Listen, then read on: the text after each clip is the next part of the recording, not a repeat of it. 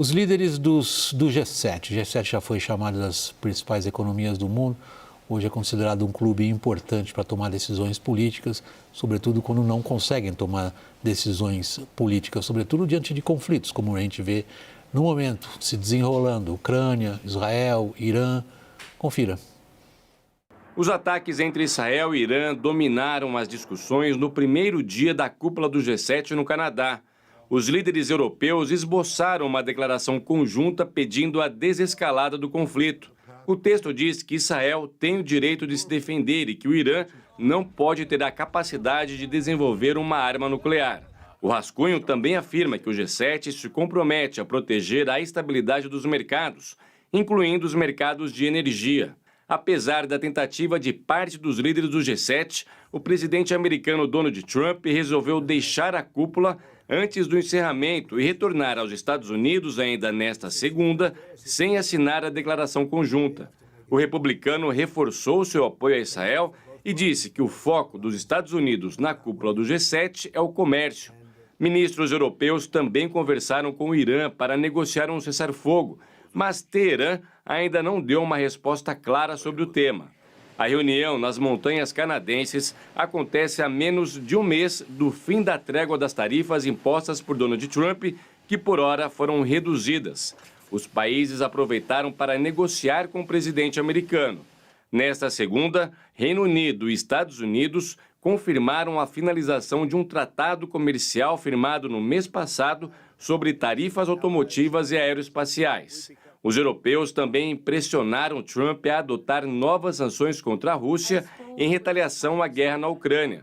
Mas o americano se mostrou reticente e disse que está acompanhando se o acordo entre Kiev e Moscou será assinado. Convidado pela 9ª vez a participar da cúpula, o presidente Lula tem uma reunião marcada com Zelensky também nesta terça-feira. O líder ucraniano propôs o encontro para tratar sobre o fim da guerra na Ucrânia, enquanto Lula busca demonstrar que tem diálogo com diferentes atores globais, mesmo entre os países mais ricos do mundo. Deixa eu ver por onde eu começo, Hussein. Nós temos dois grandes aspectos aí inicialmente, fora a guerra Irã-Israel, que nós vamos pegar um pouquinho mais adiante no programa com mais detalhe. Mas se algo que o G7 demonstra hoje é a impotência.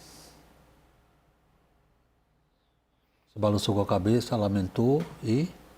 Não, eu acho que o papel dos Estados Unidos no G7 ele é determinante, ele é muito importante.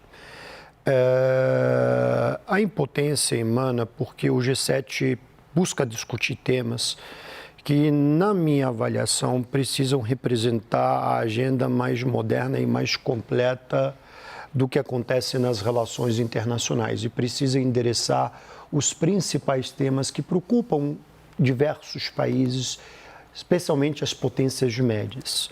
Então, o G7 poderia contribuir muito para a reforma das instituições financeiras internacionais. E há um racha no G7 quanto a essa matéria.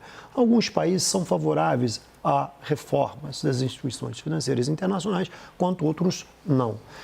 No que diz respeito à paz e guerra, por exemplo, há consenso no G7 no que diz respeito à Rússia e Ucrânia. Todo mundo entende que há uma guerra de agressão contra a Ucrânia. Mas quando você vai para o tema Israel-Irã, há uma certa dissonância, né?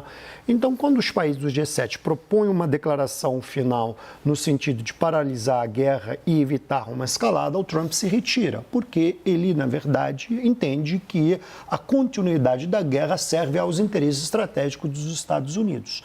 Então, a cada etapa, pelo menos nos últimos 5 anos, o G7 vem perdendo a aderência em função também da criação de outros blocos importantes e do fortalecimento do próprio G20. O G20, na verdade, tornou-se um foro que acabou ocupando o espaço que o G7 ocupava no passado. Ou não? Eu acho que porque a gente vê no G20 o mesmo tipo de incapacidade de buscar um mínimo de consenso, Lorival. Assim, com o Trump é muito difícil, porque os interesses, as visões, não são nem os interesses dos Estados Unidos, mas as visões são muito divergentes, né? O Trump quer a Rússia no G8, a China no G9, né? Hoje ele falou que gostaria de ter a China. nesse grupo. O Trump não se sente à vontade negociando com europeus, japoneses e canadenses, porque eles veem esses países como países menores, né? Ele quer discutir o mundo com a China e a Rússia, que ele considera que estão mais próximos dele em termos de importância no mundo e tal. Então, além disso, soma-se a isso o fato de que ele saiu abruptamente hoje, né, aparentemente atraído por alguma decisão que ele precisava tomar em Washington, né? Provavelmente ele olhou também para a agenda de amanhã. Amanhã é Ucrânia e tarifas. Duas coisas que ele não quer discutir com os europeus, óbvio, né? japoneses e canadenses. Ele vai ser exposto lá, principalmente em relação às tarifas, e em relação à Ucrânia não tem nada para falar com esses atores. Para sustentar o argumento que você acabou de expor, Lula acabou de declarar que ele também lamenta que o Putin não esteja mais ali no grupo. Ele lamentou que o Putin fazia parte, né, do G8. Lula acabou de dizer isso agora também. Até 2014, ele saiu porque ele invadiu a Ucrânia. E que no fundo, depois o Lula disse, nem tinha o G7 razão de se reunir. Ele existe desde 75, desde a crise do petróleo, são os primos ricos que se reúnem. Não tem mais densidade humana e o G20 tem mais densidade econômica. Mas eu não recuso festa dos ricos. Thaís.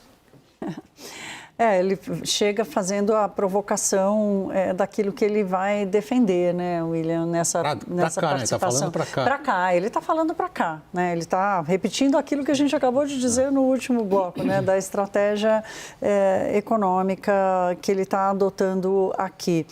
Olha, a participação do Lula é uma participação secundária ali, sim, ele tem sido convidado nesses anos todos e tudo, mas não me parece ter mais relevância. O importante é que o Brasil continua, de alguma forma, tendo ali uma cadeira, um espaço para falar, não que isso signifique alguma coisa. Agora, do ponto de vista econômico, a discussão do G7, por exemplo, faz sentido ter a Itália?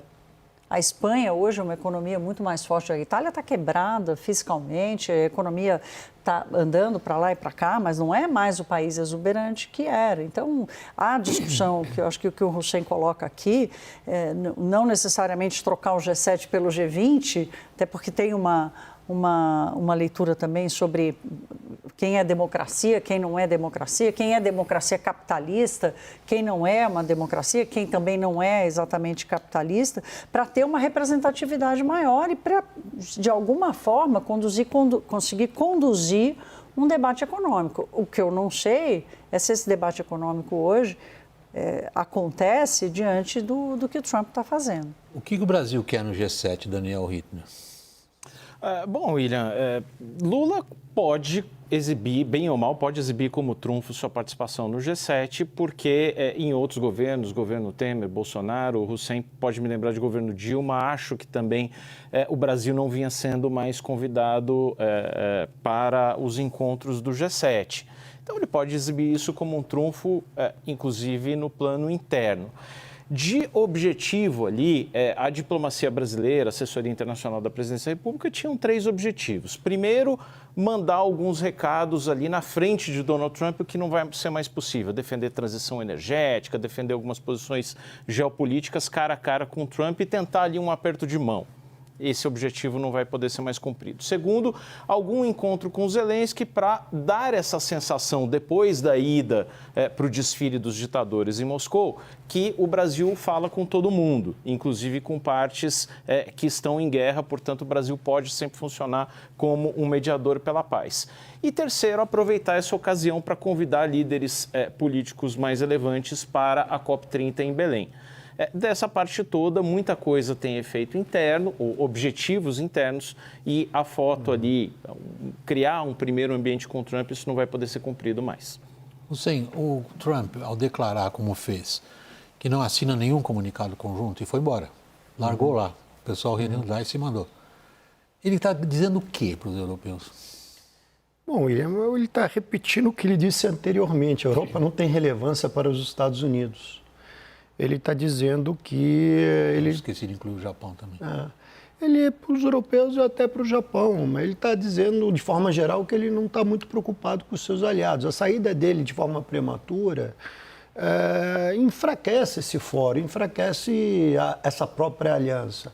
Eu não me recordo do presidente Obama sair, do presidente Clinton sair, nem do presidente Bush sair de um foro do G7. Eu lembro do Trump brigando com a Angela Merkel. Entendeu? Quer dizer, nenhum presidente, nem o Biden, quer dizer, se você olha os presidentes americanos, quer dizer, desde que o foro foi criado até o presente momento, nenhum presidente americano saiu antes, abandonou o foro dessa forma, quer dizer, porque eles entendem que o papel dos Estados Unidos nessa coalizão é importante, né?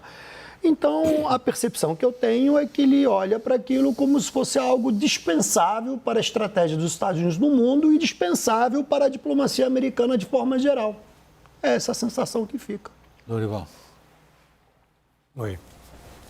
Está esperando perguntar? Perguntarei. É que suas perguntas são muito enriquecedoras. Saiba rápido. Lorival, vamos lá. Quando o Trump faz o que fez, ele basicamente, como a linha de raciocínio do Hussein indica, ele está dando um chute na canela dos aliados. Uhum. Ele está, de fato, dizendo vocês são less important do que eu sou. Sim. Ok. O que ele quer fazer? Bem, ele realmente ele quer manter uma ambivalência em relação ao Irã, né? Daí, por isso que ele não pode fazer um comunicado com esses outros atores. Os outros integrantes do G7 querem fazer um comunicado claro, dizendo que o Irã não pode ter armas nucleares, que é o que o Trump diz também, mas dizendo que eles precisam buscar canais para negociar e desescalar, né? Mas isso para o Trump, isso tira um pouco do leverage, né? do trunfo que ele tem na negociação com o Irã, que é sinalizar assim, ou você negocia comigo ou Israel vai obliterar você, tirar você do mapa. Isso, em parte, a mesma lógica se aplica em relação à Rússia e Ucrânia. Ele quer liberdade para pressionar a Ucrânia, né? E, aliás, o Zelensky está lá e o Putin não está, o que frustra o Trump, porque o que ele quer o contrário. Ele quer isolar o Zelensky, pressionar o Zelensky para que o Zelensky aceite as condições da Rússia e ele possa apresentar finalmente um legado de ter resolvido o problema Irã, resolvido o problema Ucrânia. É muito mais difícil, ou é impossível, convencer o Putin a desistir de colonizar a Ucrânia. Já pressionar, obrigar a Ucrânia a se deixar colonizar pela Rússia é mais fácil. Então, ele vai por esse atalho e é algo que os outros integrantes do G7 não aceitam. Então, ele não tem o que conversar com esses indivíduos. O que dirá sobre tarifas, né? Que foi ele que impôs, causou o problema, ele só ia ali... Aliás, eles anunciaram lá a tarifa com o Keir Starmer, mas ninguém sabe exatamente Ou seja, a gente continua no mesmo estágio que estávamos quando foram anunciadas, que faltavam detalhes. E cada um defendendo o seu interesse. Mas era esse ponto que eu queria chamar a você, Thaís. Quer dizer, a gente viu uma série de conversas bilaterais. Do que você acompanhou do noticiário lá do G7, há algo que avance em qualquer tentativa mais, digamos, articulada de tratar do problema das tarifas? O Reino Unido conseguiu avançar de alguma forma, né? O Trump e o Keir Starmer fizeram hoje até um anúncio meio atabalhoado. O Trump derrubou os papéis todos no chão, enfim. E ninguém sabe exatamente que acordo é esse. Um acordo dos Estados Unidos com o Reino Unido, e para o Reino Unido é bom, porque o Reino Unido está fora da União Europeia, precisava dessa situação. A União Europeia hoje diz que o rumor de que colocaria ali o limite de uma tarifa de 10% geral para todos os produtos de comércio com os Estados Unidos era falso, que isso não existia. Então, hoje, a leitura é de que há ainda muito mais impasse do que o contrário. E a postura das lideranças hoje foi de que era o momento de cada um defender o seu, que não tinha essa, escuta, vamos nos unir aqui para defender a Europa. Não, a França querendo se defender, o Japão querendo se defender, porque foi isso que o Trump colocou no mundo, né? Não quer discutir em grupo, quer discutir com cada um. Nós... O pessoal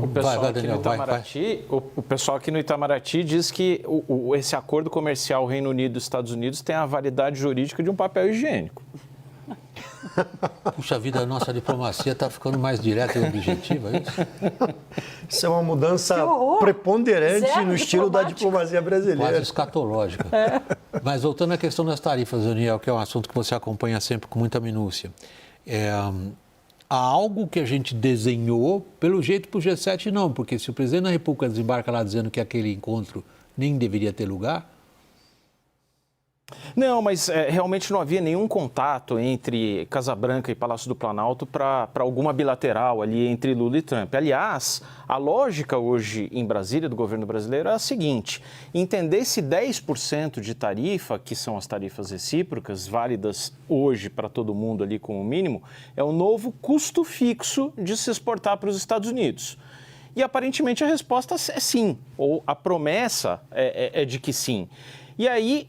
o Brasil se vê numa situação, pode ser ilusória, mas a visão de Brasília sobre isso é de que nós estamos bem, porque nós estamos com o mínimo desse custo fixo.